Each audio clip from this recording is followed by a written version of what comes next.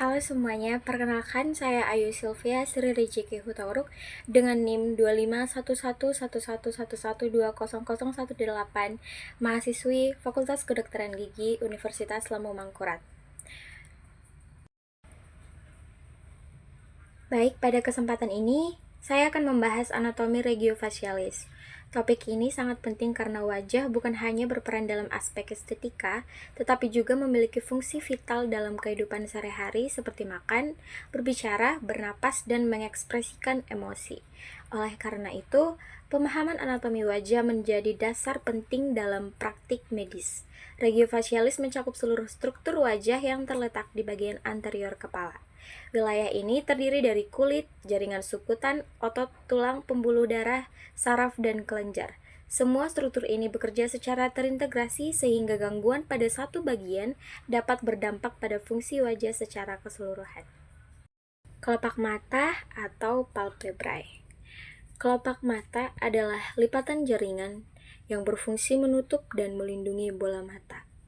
Kelopak mata dapat bergerak karena adanya otot di dalamnya. Secara anatomi, kelopak mata atas dan bawah bertemu membentuk visura palpebra, yaitu celah tempat mata terbuka. Kemudian di ujung celah ini terdapat dua sudut yang disebut canthus.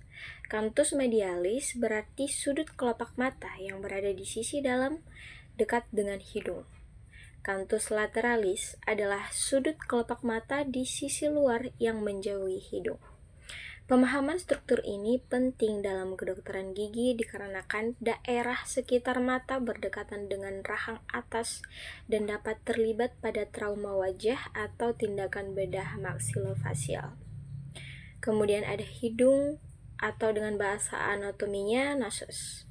Dorsum hidung adalah bagian punggung hidung yang tampak dari luar dan membentuk garis dari akar hidung atau disebut sebagai radix nasi hingga ke ujung hidung atau apex nasi. Bagian ini berperan dalam membentuk kontur wajah bagian tengah dan menjadi acuan estetika antara hidung dan rahang atas. Nares adalah lubang hidung yang menjadi pintu masuk udara ke dalam rongga hidung. Nares terletak di bagian depan hidung dan dibatasi oleh septum nasi, yaitu sekat hidung di bagian tengah yang memisahkan rongga hidung kanan dan kiri.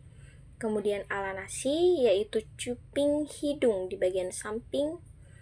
Dalam kedokteran gigi, struktur hidung penting dikarenakan berdekatan dengan gigi geraham atas, sehingga infeksi gigi atau tindakan bedah di regio maksila dapat berhubungan dengan rongga hidung. Kemudian yang selanjutnya ada bibir atau bahasa anatominya labia oris. Batas vermilion bibir adalah garis peralihan antara kulit luar bibir dan bagian dalam bibir yang berupa mukosa. Area ini tampak lebih merah karena banyak pembuluh darah dan lapisan kulitnya yang tipis. Daerah ini sering menjadi perhatian dalam pemeriksaan mukosa oral. Komisura labial adalah sudut pertemuan antara bibir atas dan bibir bawah di kanan dan kiri mulut. Bagian ini berperan penting dalam membuka dan menutup mulut, serta sering terlibat pada kondisi seperti sari awan, sudut mulut, atau angular cheilitis. Philtrum adalah lekukan vertikal di tengah bibir atas yang terlihat jelas di bawah hidung. Struktur ini berbentuk sejak masa perkembangan janin dan penting dalam penilaian kelainan bawaan seperti celah bibir. Kemudian sulcus mentolabialis adalah lekukan antara bibir bawah dan dagu. Sulcus ini membentuk profil wajah bagian bawah dan sering diperhatikan dalam perawatan ortodontik. Selanjutnya, pipi atau buka. Sulcus nasolabial adalah lipatan atau garis cekung yang memanjang dari sisi hidung ke arah sudut mulut. Sulcus ini terbentuk akibat aktivitas otot-otot wajah dan biasanya terlihat lebih jelas saat seseorang tersenyum. Dalam kedokteran gigi, sulcus nasolabial menjadi batas anatomi penting antara pipi dan bibir serta sering diperhatikan dalam evaluasi estetika wajah dan perencanaan perawatan ortodontik maupun prostodontik. Neurocranium atau bagian tengkorak yang melindungi otak. Neurocranium merupakan bagian tengkorak yang membentuk kubah kranium atau cranial vault, yaitu struktur tulang yang membungkus dan melindungi otak, selaput otak atau meninges, serta cairan cerebrospinal atau cairan pelindung otak dan saraf. Tulang-tulang penyusun neurokranium terdiri dari yang pertama, os occipital atau tulang belakang kepala. Kemudian ada os parietal atau tulang sisi atas kepala. Kemudian os frontal, tulang dahi, dan os temporal, tulang pelipis. Os sphenoidal, tulang baji di dasar tengkorak. Os ethmoidal, tulang tapis yang berperan dalam rongga hidung dan orbita. Dalam kedokteran gigi, neurokranium penting sebagai dasar pemahaman hubungan antara rahang atas orbita dan dasar tengkorak. Kemudian viscerokranium. Viscerokranium atau yang dikenal sebagai kerangka wajah. Viscerokranium merupakan bagian tengkorak yang membentuk kerangka wajah, terletak di depan neurokranium. Bagian ini berfungsi untuk menopang struktur wajah dan menjadi tempat organ indera khusus seperti mata, hidung, dan mulut. Tulang-tulang penyusun viscerokranium meliputi os nasal atau yang disebut sebagai tulang hidung, kemudian os maksila sebagai tulang rahang atas, os lacrimal sebagai tulang air mata, kemudian ada os zygomaticum sebagai tulang pipi, kemudian ada os palatinum sebagai tulang langit-langit keras, kemudian concha nasalis inferior atau yang kita kenal dengan tulang concha hidung bawah. Ada os vomer sebagai tulang pembentuk septum hidung. Bagi kedokteran gigi, viscerokranium sangat penting dikarenakan berkaitan langsung dengan gigi, rahang, dan rongga mulut. Kemudian tengkorak pandangan anterior. Pandangan dari depan. Pandangan anterior tengkorak, beberapa struktur anatomi penting dapat diidentifikasi. Sutura frontonasal adalah garis pertemuan atau artikulasi antara tulang frontal atau tulang dahi dan tulang nasal atau tulang hidung. Sutura ini menjadi penanda batas anatomi antara dahi dan hidung. Kemudian nasion merupakan titik anatomis di mana sutura frontonasal bertemu dengan sutura internasal. Titik ini sering digunakan sebagai landmark dalam analisis wajah dan perencanaan ortodontik. Foramen supraorbital adalah lubang kecil di atas orbita mata yang berfungsi sebagai jalur keluarnya saraf supraorbital dan pembuluh darah. Saraf ini berperan dalam sensasi pada dahi dan kulit kepala bagian depan. Kemudian foramen infraorbital adalah lubang pada tulang maksila yang menjadi jalur saraf infraorbital dan pembuluh darahnya. Letaknya sekitar 1 cm di bawah tepi bawah orbita. Struktur ini sangat penting dalam anestesi infraorbital pada perawatan kedokteran gigi. Kemudian ada foramen mental, yaitu lubang pada permukaan anterior mandibula yang mentransmisikan saraf mental dan pembuluh darah. Saraf mental memberikan sensasi pada bibir bawah dan dagu sehingga lokasi foramen ini penting dalam anestesi lokal. Kemudian tengkorak pandangan lateral atau pandangan dari samping. Pada pandangan lateral tengkorak, sutura-sutura berikut dapat dikenali yaitu sutura frontozygomatica, sutura antara prosesus zygomaticus tulang frontal dan prosesus frontal tulang zygomaticum. Sutura ini membentuk bagian lateral orbita. Kemudian ada sutura zygomatico-maxillaris, yaitu sutura antara margin maksila dan prosesus zygomaticus tulang maksila. Daerah ini penting dalam stabilitas tulang pipi dan rahang atas. Selanjutnya ada sutura sphenozygomatica, adalah sutura antara tulang sphenoid dan tulang zygomaticum.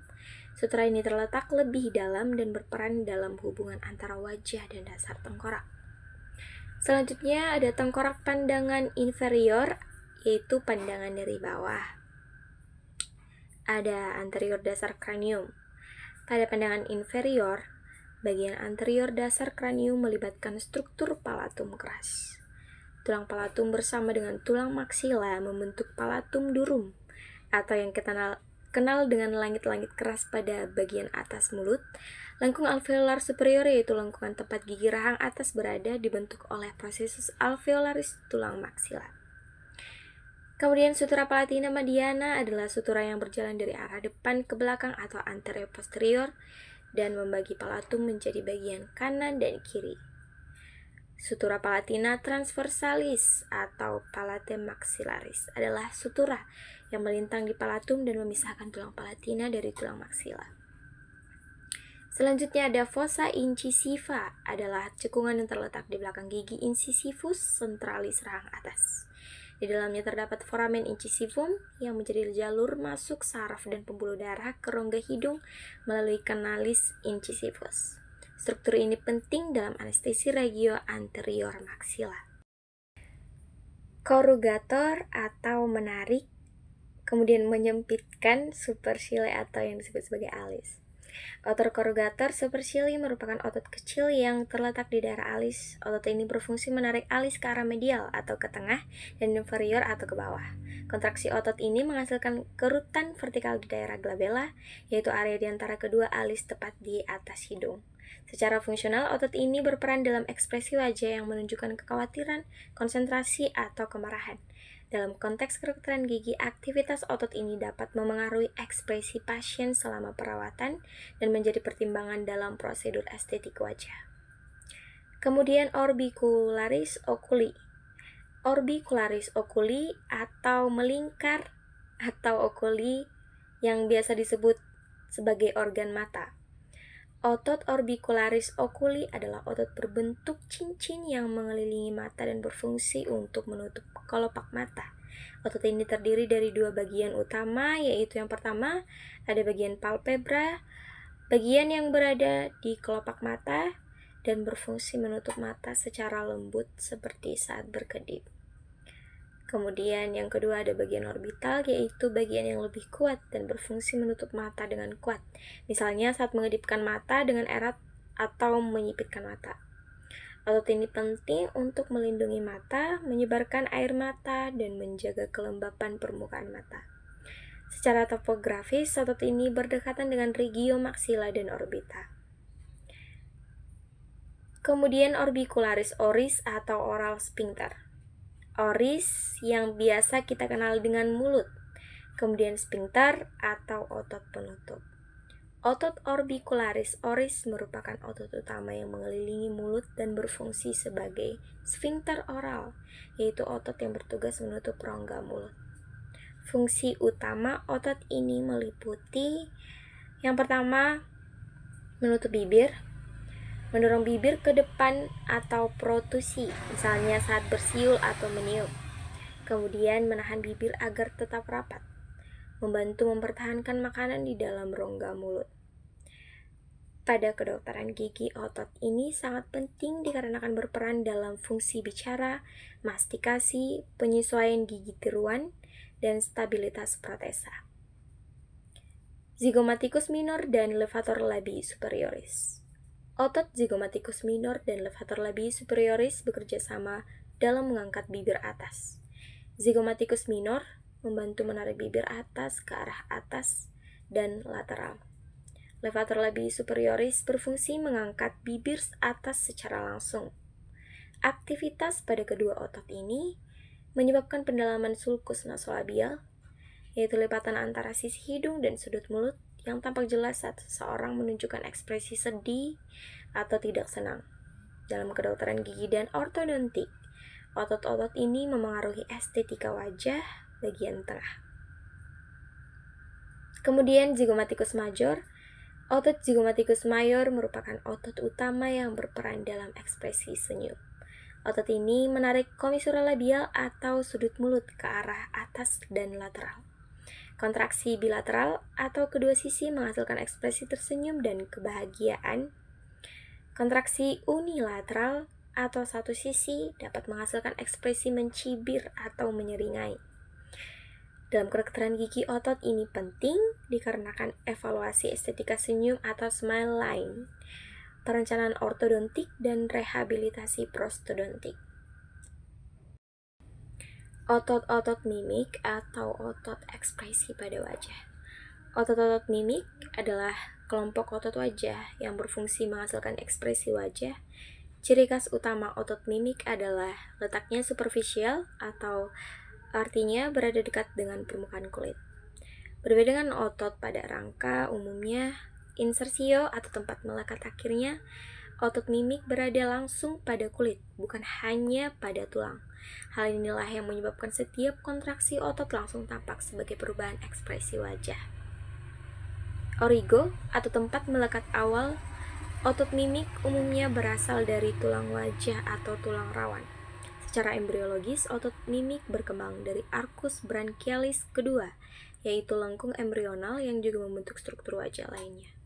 Seluruh otot mimik dipersarafi oleh nervus facialis atau saraf cranialis ketujuh, yang berfungsi sebagai saraf motorik utama wajah. Otot-otot ini sering saling bertumpang tindih sehingga satu ekspresi wajah biasanya melibatkan lebih dari satu otot. Berdasarkan letak dan fungsinya, otot mimik dikelompokkan menjadi beberapa kelompok. Yang pertama, otot-otot pada scalp dan adductus orbita.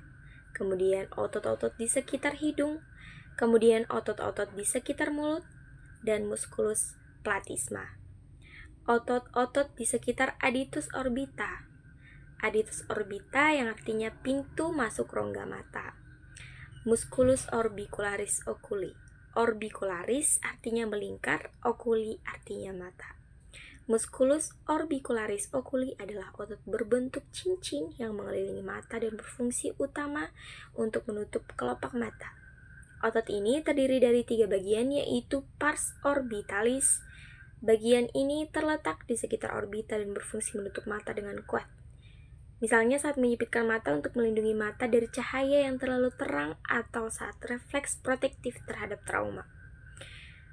Pars palpebralis, bagian ini berada di kelopak mata dan berfungsi menutup mata secara lembut, seperti saat berkedip. Fungsi ini penting untuk menjaga kelembaban mata dan menyebarkan air mata. Kemudian pars lacrimalis, bagian ini berperan dalam membantu aliran air mata menuju sistem drainase lacrimal. Secara keseluruhan, keberadaan musculus orbicularis oculi sangat penting untuk melindungi mata dari trauma dan paparan cahaya yang berlebihan. Kemudian musculus corrugator supercilii. Corrugator artinya mengerutkan, supercilii artinya alis. Musculus corrugator supercilii adalah otot kecil yang terletak di daerah alis. Otot ini berfungsi menarik alis ke arah medial atau ke tengah dan inferior atau ke bawah. Kontraksi otot ini menghasilkan kerutan vertikal di atas pangkal hidung, khususnya di daerah glabella. Secara ekspresif, otot ini berperan dalam ekspresi khawatir, marah, atau konsentrasi. Dalam konteks kedokteran gigi, pemahaman otot ini penting karena berkaitan dengan ekspresi wajah pasien dan juga relevan dalam prosedur estetik wajah. Kemudian, nervus facialis, saraf cranialis atau saraf utama penggerak otot mimik wajah. Ada pars facialis. Pars facialis yang artinya bagian saraf facialis yang mempersarafi otot wajah. Ada nervus auricularis posterior. Auricularis artinya telinga, posterior artinya belakang. Cabang ini berjalan bersama arteria auricularis posterior dan memberikan persarafan motorik pada musculus auricularis atau otot di sekitar telinga, musculus occipitalis atau otot di bagian belakang kepala. Cabang ini berperan dalam pergerakan ringan telinga dan kulit kepala bagian posterior. Kemudian ada plexus parotideus. Plexus yang artinya anyaman saraf, parotideus yang artinya di kelenjar parotis. Plexus parotideus adalah anyaman cabang nervus facialis yang terbentuk di dalam kelenjar parotis. Dari plexus ini muncul cabang-cabang yang mempersarafi otot mimik wajah, yaitu ada ramus temporalis, dahi dan sekitar mata. Kemudian ramus zygomaticus di pipi dan kelopak mata bawah. Kemudian ada ramus buccalis di pipi dan bibir atas. Ramus marginalis, mandibula di bibir bawah dan dagu. Kemudian ada ramus colli. Ini berada di leher. Kemudian ada arteria facialis, arteri utama penyuplai darah ke wajah. Pars facialis arteria facialis mula-mula berjalan mengelilingi tepi bawah mandibula di depan musculus masseter, kemudian naik ke arah kranial sampai sudut mata. Arteri ini beranastomosis atau yang artinya berhubungan dengan cabang arteria ophthalmica sehingga suplai darah wajah sangat baik. Cabang-cabangnya atau cabang-cabang pentingnya meliputi yang pertama, arteria labialis inferior atau bibir bawah. Kemudian ada arteria labialis superior atau bibir atas, dan ada arteria nasalis lateralis atau hidung. Kemudian ada arteria angularis atau sudut mata medial.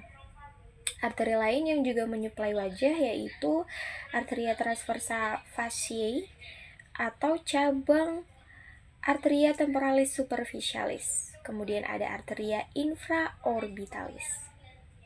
Vena facialis anterior. Vena yang artinya pembuluh darah balik yang membawa darah menuju jantung. Vena facialis anterior merupakan vena utama yang berperan dalam drainase darah dari wajah bagian anterior. Vena ini dimulai dari vena angularis yang terletak di sudut medial mata. Vena angularis yang artinya sudut.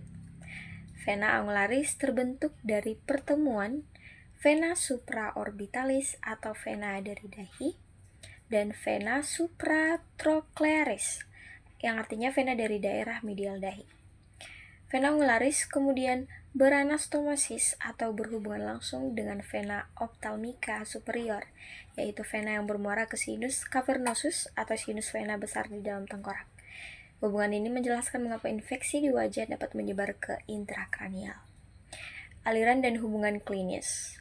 Vena facialis anterior menerima aliran darah dari vena facialis profunda yang berasal dari plexus pterygoideus. Plexus ini terletak di daerah dalam wajah dan berhubungan dengan dangerous area of the face, yaitu daerah antara bibir, atas, dan hidung. Daerah ini disebut berbahaya karena vena-vena wajah tidak memiliki katup, sehingga aliran darah dan infeksi dapat berjalan dua arah menuju sinus cavernosus. Akhir aliran vena facialis kemudian bermuara ke vena jugularis interna, yang merupakan vena utama pengalir darah dari kepala dan leher menuju jantung. Selanjutnya, saya akan menjelaskan mengenai ductus parotidicus, yaitu saluran yang berfungsi untuk mengalirkan saliva dari glandula parotis ke rongga mulut. Ductus parotidicus memiliki panjang sekitar 5 cm. Saluran ini bermula dari permukaan lateral glandula parotis, kemudian berjalan secara superficial di atas otot masseter. Setelah itu, ductus parotidicus membelok ke arah medial, lalu menembus otot buccinator, dan akhirnya bermuara ke dalam vestibulum oris. Muara dari ductus parotidicus terletak berhadapan dengan gigi molar kedua rang atas. Secara klinis, lokasi muara ini dapat dikenali melalui adanya papilla parotidea, yaitu tonjolan kecil pada mukosa mulut. Pemahaman perjalanan ductus parotidicus ini penting, terutama dalam pemeriksaan klinis dan tindakan di daerah wajah dan rongga mulut. Otot ini berasal dari margo inferior dan facies medialis arcus zygomaticus. Kemudian berinsersi pada permukaan lateral ramus mandibula. Musculus masseter diinervasi oleh nervus massetericus dan fungsi utamanya adalah elevasi mandibula, yaitu mengangkat rahang bawah saat proses mengunyah. Selanjutnya adalah musculus temporalis. Otot ini berasal dari dasar fossa temporalis yang dibentuk oleh beberapa tulang, yaitu os frontalis, os parietalis, os sphenoidalis, os temporalis, dan kadang juga os zygomaticus. Serabut ototnya kemudian berinsersi pada processus coronoideus mandibula. Musculus temporalis diinervasi oleh nervus mandibularis melalui cabang nervi temporalis profundi yang berasal dari truncus anterior.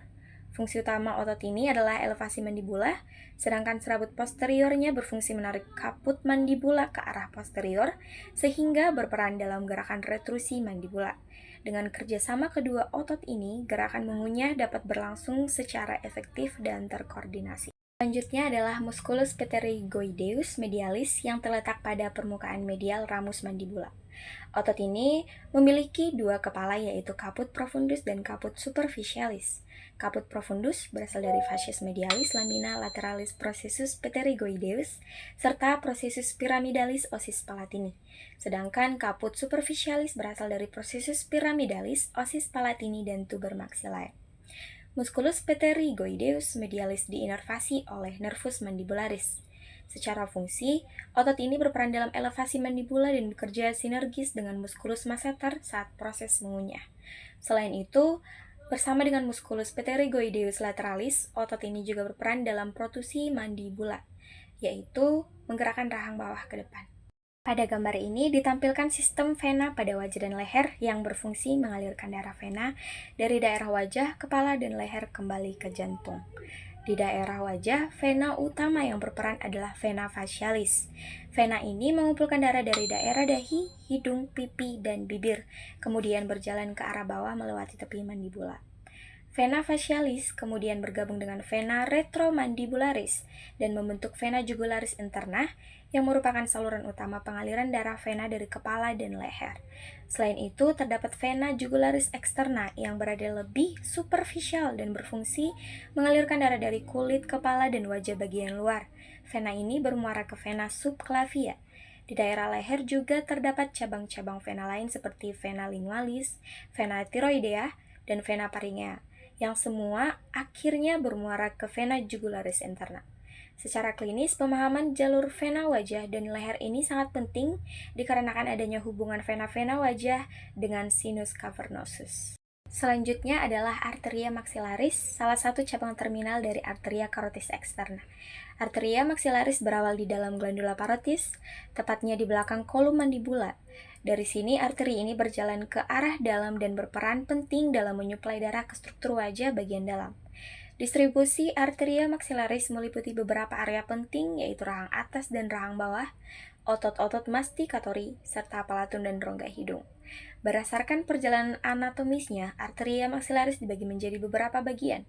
Salah satu bagian awalnya adalah pars mandibularis, yang berjalan dari kolum mandibula hingga ligamentum sphenomandibularris, dan kemudian melanjutkan perjalanannya di sepanjang musculus pterygoideus lateralis.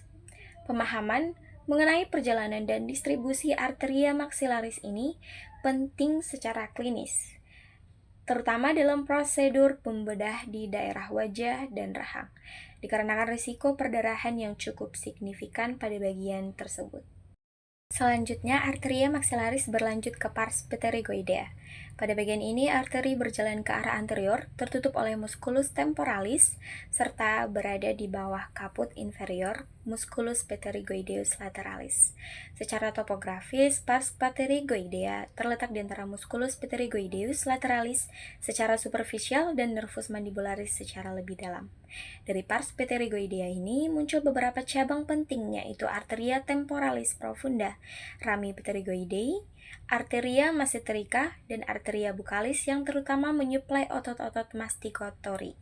Selanjutnya, arteria maxillaris memasuki pars pterygopalatina pada bagian ini, di mana arteri berjalan di antara kaput superior dan kaput inferior musculus pterygoideus lateralis, kemudian masuk ke dalam fossa pterygopalatina. Pars pterygopalatina berperan penting dalam arterialisasi struktur wajah bagian dalam, termasuk orbita, gigi rahang atas, palatum, cavum nasi, sinus paranasales, serta nasofaring. Selama perjalanannya di pars pterygopalatina, arteria maxillaris diikuti oleh cabang-cabang nervus maxillaris, baik yang berasal secara langsung maupun tidak langsung dari ganglion pterygopalatinum. Dari bagian ini, arteria maxillaris memberikan beberapa cabang penting. Yang pertama adalah arteria alveolaris superior posterior, yang menyuplai gigi rahang atas bagian posterior, serta sinus maxillaris.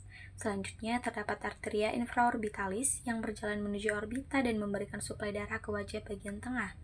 Dari cabang ini juga berasal arteria alveolaris superior anterior dan media yang menyuplai gigi rahang atas bagian anterior dan premolar. Cabang berikutnya adalah arteria palatina descendens yang berperan dalam vaskularisasi palatum keras dan palatum lunak. Kemudian terdapat arteria canalis pterygoidei yang menyuplai bagian nasofaring, serta arteria paringea yang berperan dalam suplai darah ke dinding faring. Pada gambar ini dapat kita lihat perjalanan arteria maxillaris beserta cabang-cabangnya di daerah wajah dan rongga mulut. Arteria maxillaris berasal dari arteria carotis externa dan berjalan di daerah infratemporal, kemudian melanjutkan perjalanannya menuju fossa pterygopalatina. Sepanjang perjalanannya, arteri ini memberikan cabang-cabang yang menyuplai otot-otot masticatori, rahang, serta struktur wajah bagian dalam.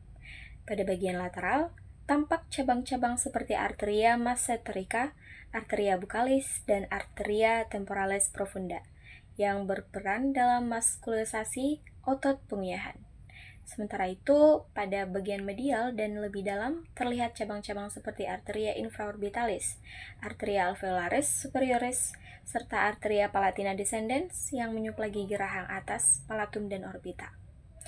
Kemudian cabang terminal dari arteria maxillaris yaitu ada arteria spenopalatina, masuk ke rongga hidung dan berperan sebagai sumber utama dalam vaskularisasi mukosa cavum nasi. Selanjutnya adalah glandula submandibularis, yaitu salah satu kelenjar ludah mayor yang terletak di regio submandibular. Glandula submandibularis terdiri atas pars superficialis yang berukuran lebih besar dan processus profundus. Kedua bagian ini akan bertemu di bagian posterior musculus mylohyoideus. Secara topografi, korpus glandula submandibularis berada pada trigonum submandibular dan memiliki 3 permukaan. Facies inferior tertutup oleh kulit, musculus platysma, vena facialis, serta nodus lymphaticus submandibularis. Facies lateralis berhubungan dengan fossa submandibularis pada mandula, sedangkan facies medialis berhubungan erat dengan musculus mylohyoideus, musculus hypoglossus, dan musculus digastricus. Processus profundus glandula submandibularis terletak di antara musculus mylohyoideus di sisi lateral dan musculus hypoglossus di sisi medial. Pada bagian ini, nervus lingualis terletak di atas, sedangkan nervus hypoglossus berada di bawah. Selanjutnya adalah ductus submandibularis atau yang dikenal sebagai ductus Wharton, yaitu saluran yang mengalirkan saliva dari glandula submandibularis ke rongga mulut. Ductus submandibularis memiliki panjang sekitar 5 cm. Saluran ini berawal dari processus profundus glandula submandibularis, kemudian berjalan di antara musculus mylohyoideus dan musculus hypoglossus. Dalam perjalanannya, pada sisi lateral, ductus submandibularis disilangi oleh nervus lingualis, kemudian saluran ini melanjutkan jalurnya dan terletak di antara glandula sublingualis dan musculus genioglossus, sebelum akhirnya bermuara ke rongga mulut. Dari sisi persarafan, kelenjar submandibularis mendapatkan inervasi parasimpatis dari serabut preganglioner nervus chorda tympani, yang bergabung dengan nervus lingualis dan kemudian bersinaps di ganglion submandibular. Sedangkan perdarahan atau arterialisasi glandula dan ductus submandibularis terutama berasal dari arteria sublingualis dan arteria submentalis. Pada gambar berikut yang saya sajikan dapat dilihat 3 kelenjar ludah mayor yaitu glandula parotis, glandula submandibularis, dan glandula sublingualis beserta hubungan anatominya dengan struktur di sekitarnya. Glandula parotis terletak di regio preaurikular dengan ductus parotidicus yang berjalan melintasi musculus masseter dan bermuara ke vestibulum oris di tingkat gigi molar kedua rahang atas. Glandula submandibularis berada di trigonum submandibular, terdiri dari pars superficialis dan processus profundus, dengan ductus submandibularis yang berjalan menuju dasar rongga mulut dan bermuara di caruncula sublingualis. Sedangkan glandula sublingualis terletak di dasar mulut, di bawah mukosa, dan memiliki banyak ductus kecil yang bermuara langsung ke rongga mulut. Pada bagian bawah gambar juga ditampilkan perbedaan histologis ketiga kelenjar ludah. Glandula parotis tersusun hampir seluruhnya dari acini serosa. Glandula submandibularis merupakan kelenjar campuran dengan dominasi serosa, sedangkan glandula sublingualis